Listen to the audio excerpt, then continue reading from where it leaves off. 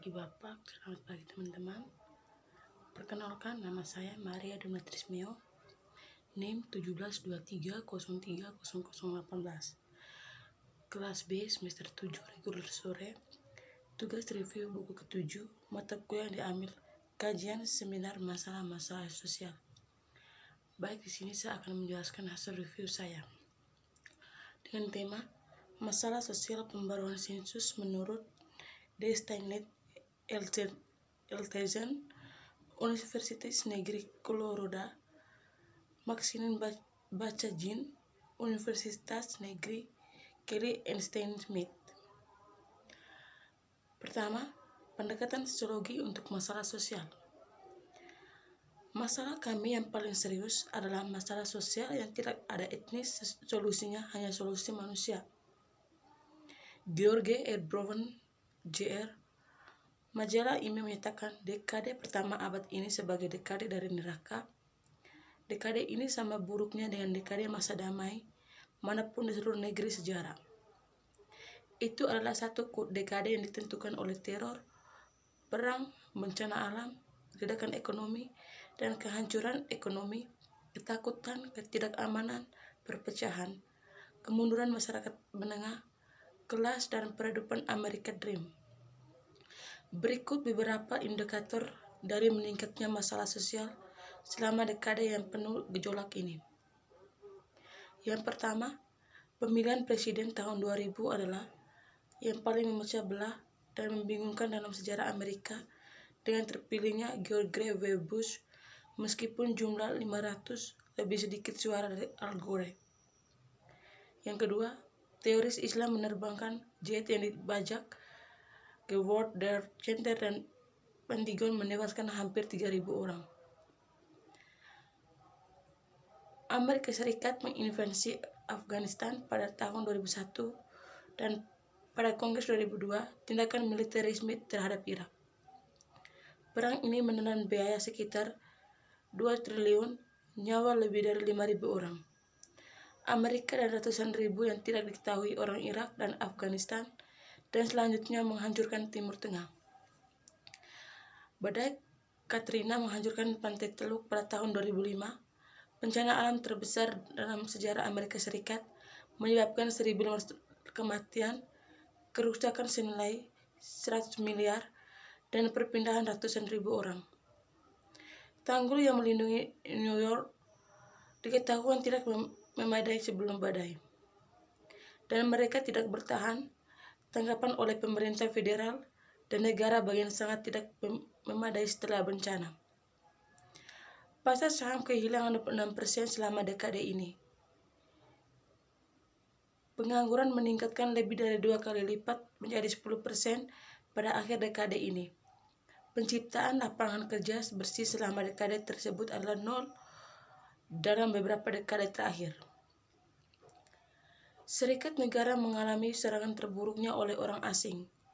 Bencana alam terburuknya, itu pemilu yang paling memecah belah dan kemerosotan ekonomi terburuk sejak Agung Depresi.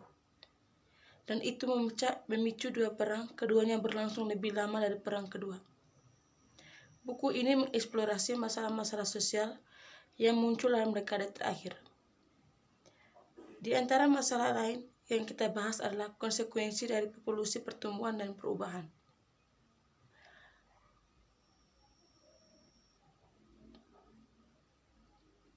Kesenjangan ketimpangan hari ini, kekayaan dan pendapatan orang kaya meningkat, sementara pendapatan pekerja merana. Kesenjangan ketimpangan sekarang sudah mencapai rekor tertinggi, mengakibatkan kelas menengah berkurang. Pada tahun 1960, kesenjangan antara 20% teratas dan 20% terbawah adalah 30 kali lipat. Orang Amerika kelas menengah sedang tertekan katanya karena 10% penerima teratas telah memperoleh hampir setengah dari total pendapatan keuntungan dalam 4 dekade terakhir ini, dan 1% teratas telah memperoleh yang paling banyak. Faktanya lebih dari semua yang 10% terbawah.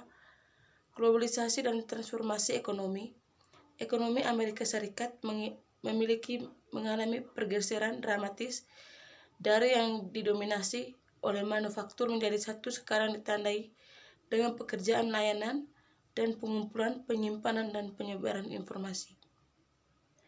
Jenis masalah sosial. Buku ini membahas dua jenis utama masalah sosial. Tindakan dan kondisi yang melanggar norma dan nilai yang ada dalam masyarakat dan yang ditimbulkan secara sosial. Kondisi yang menyebabkan penderitaan psikis dan material untuk setiap segmen populasi. Pelanggaran normal. Sosiolog tertarik pada perbedaan antara standar sosial dan kenyataan karena beberapa alasan. Pertama, perhatikan diarahkan pada pendekatan tradisional. Ini kegagalan masyarakat, penjahat, orang sakit, putus sekolah, dan miskin.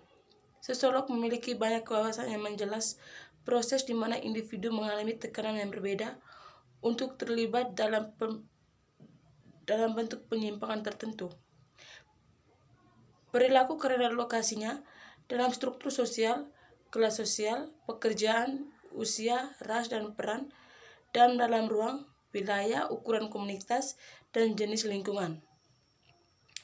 Asumsi yang membimbing pernyataan kami di sini, bagaimanapun adalah itu, pelanggaran norma adalah gejala masalah sosial, bukan penyakit itu sendiri.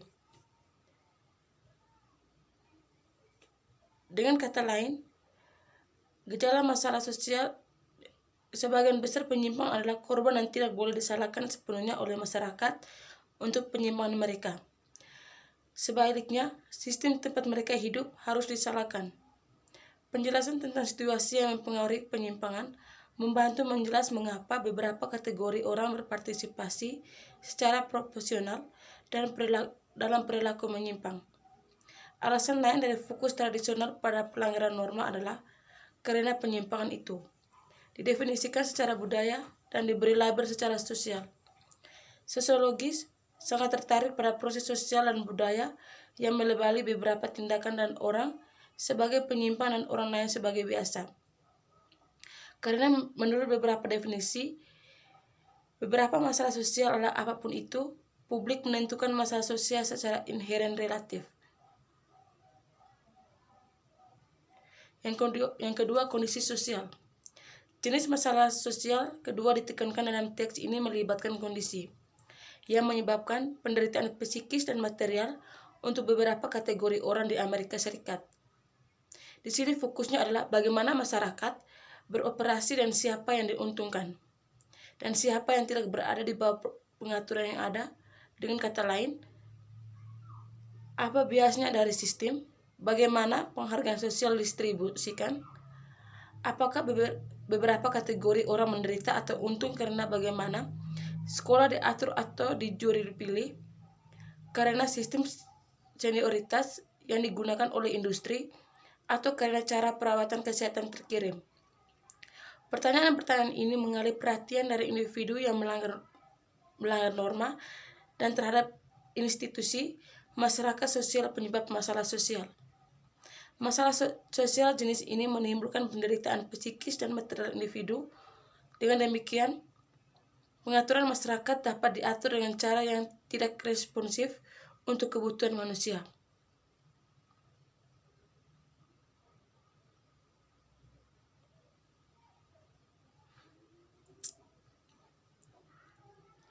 Mungkin bertentangan dengan bukti ilmiah. Sebagai contoh, 6 kepercayaan umum tentang orang miskin atau ras minoritas disajikan dan didiskusikan.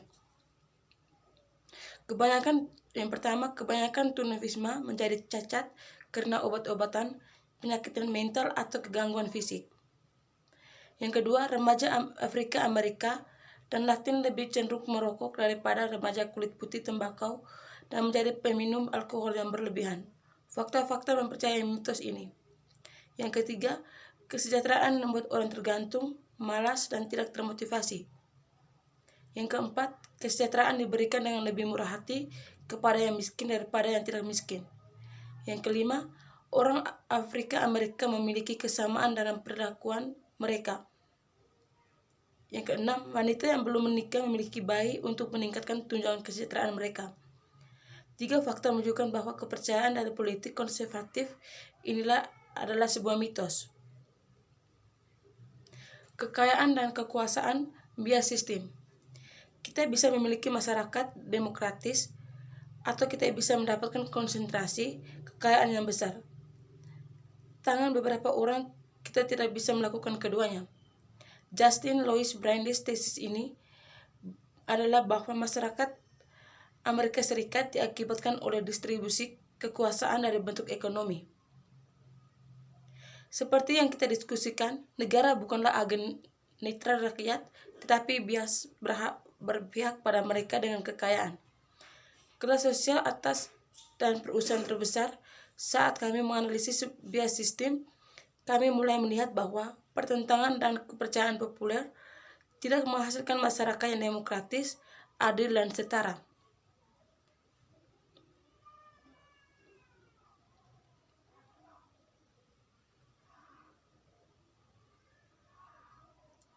Kesempatan sebaliknya, kami menemukan bahwa Amerika Serikat adalah masyarakat yang terbaik dengan sedikit diuntungkan dengan mengorbankan banyak orang.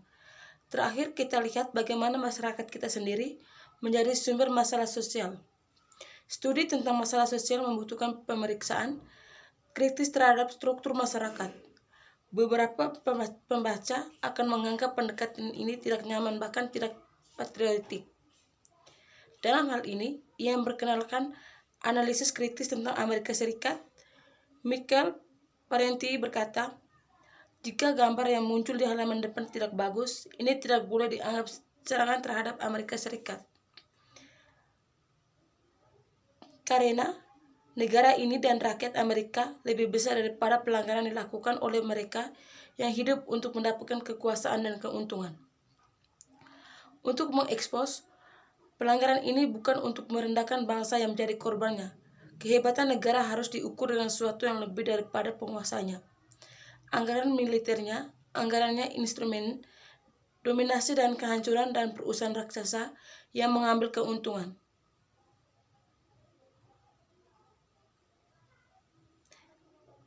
Faktanya tidak ada cara yang lebih baik untuk mencintai negara seseorang. Tidak lebih baik cara untuk berjuang untuk pemenuhan kebesarannya daripada menghibur ide-ide kritis dan terlibat dalam mengajar keadilan sosial di rumah dan di luar negeri. Bab ini menjadi 3 bagian. Yang pertama menjelaskan ekonomi Amerika Serikat dengan konsentrasi kekayaan perusahaan dan pribadinya.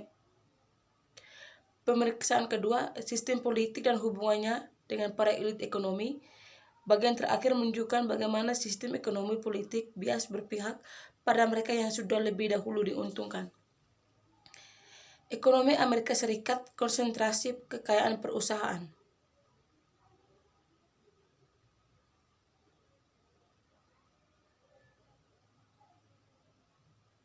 Ekonomi Amerika Serikat selalu didasarkan pada prinsip kapitalisme. Bagaimanapun perekonomian saat ini jauh dari sistem perusahaan bebas.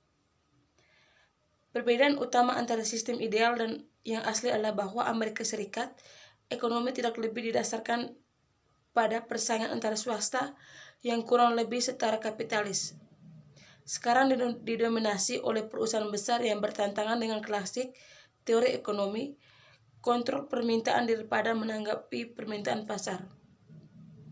Betapapun baik sistem ekonomi yang pernah berhasil, meningkatkan ukuran dan kekuatan perusahaan mengganggu itu. Perkembangan ini membutuhkan mempertanyakan apa bentuk ekonomi yang tepat untuk industri modern. Kapitalis monopolistik Karl Marx lebih dari 125 tahun yang lalu, ketika ukuran besar adalah pengucilan, memprediksi bahwa kapitalisme ditakdirkan oleh beberapa kontradiksi yang melekat yang akan menghasilkan kelas orang yang bertekad untuk menghancurkannya. Kontradiksi yang paling signifikan bagi kita tujuan adalah monopoli yang tidak dihindarkan. Marx berhipotesis bahwa perusahaan bebas akan menghasilkan beberapa perusahaan menjadi semakin besar saat menghilangkannya lawan mereka atau menyerap perusahaan pesaing yang lebih kecil. Hasil akhir dari proses ini adalah adanya monopoli di masing-masing dari berbagai sektor ekonomi. Monopoli tentu saja berlawan dengan sistem perusahaan bebas karena mereka bukan penawaran dan permintaan yang menentukan harganya dan kualitas produksi. Sebagian besar bukti dalam masyarakat Amerika Serikat mendukung prediksi Marx. Kurang dari 1% dari semua perusahaan menghasilkan lebih dari 80 output sektor swasta. Didominasi oleh beberapa perusahaan, alih-alih satu perusahaan yang mengendalikan industri. Situasi yang khas adalah dominasi oleh sejumlah kecil perusahaan besar, ketiga, 4, atau lebih sedikit firma memasuk 50% atau lebih dari pasar tertentu. Data pemerintah menunjukkan bahwa jumlah industri sangat terkonsentrasi, misalnya, masing-masing industri berikut memiliki 4 atau kurang perusahaan yang mengendalikan sekitar 60% bola lampu, serapan sereal, susu, turbin atau generator, aluminium, rokok, bir, dan coklat. Ada juga telah menjadi yang menggabungkan perusahaan Amerika Serikat dan asing. Pemerintah federal mendorong merger ini dengan melonggarkan penegakan hukum anti-turis dengan alasan bahwa perusahaan yang efisien tidak boleh tertatih-tatih. Tren menuju mega merger ini memiliki setidaknya 5 konsekuensi negatif. Yang pertama, meningkatkan sentralisasi modal yang mengurangi persaingan dan menaiki harga bagi konsumen. Yang kedua, meningkatkan kekuatan perusahaan besar pekerja, serikat pekerja, politisi, dan pemerintah. Ketiga, meningkatkan pekerjaan. Yang keempat, meningkatkan hutang perusahaan. Dan kelima, tidak produktif. Menguraikan pada poin terakhir ini, merger dan pengambilan alihan tidak menciptakan pabrik, produk, atau pekerjaan. Sebaliknya, mereka menciptakan keuntungan bagi kepala eksekutif, pengacara, angkutan, pialang, bankrik, dan investor besar. Studi kasus monopoli media. Media melalui film, televisi, radio, buku, majalah, surat, dan periklanan adalah pemain utama dalam penciptaan budaya. Membentuk apa yang kita pikirkan dan lakukan, media memainkan peran yang berpengaruh dalam demokrasi karena demokrasi bergantung. Apakah ada pemilih yang terinformasi? Orang-orang membutuhkan informasi yang tidak bias dan tertarik ulur debat politik jika mereka ingin benar-benar diinformasikan. Kondisi ini menjadi bermasalah bagaimanapun kita sumber informasi semakin terkonsentrasi di beberapa konglomerat besar hanya dipandu oleh nilai-nilai komersial di bawah garis bawah.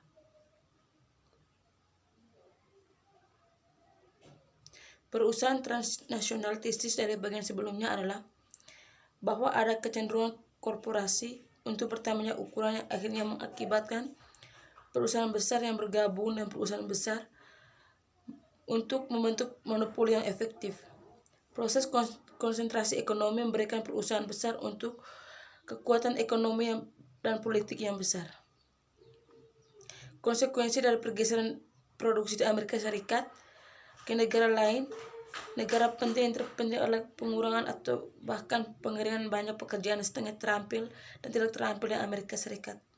Efeknya meningkatkan pengangguran ada dua, meningkatkan biaya kesejahteraan dan meningkatkan ketidakpuasan. Di antara orang-orang di kelas pekerja, masyarakat kehilangan pekerjaan rumah tangga ini melalui investasi modal luar negeri, di mana globalisasi, deindustrialisasi, pelarian modal. Akibat lain dari proses kembar konsentrasi dan internasionalisasi korporasi adalah kekuatan besar yang dimiliki oleh raksasa transnasional. Demikian hasil pemaparan review saya. Demikian hasil pemaparan review singkat saya. Sekian dan terima kasih. Selamat pagi.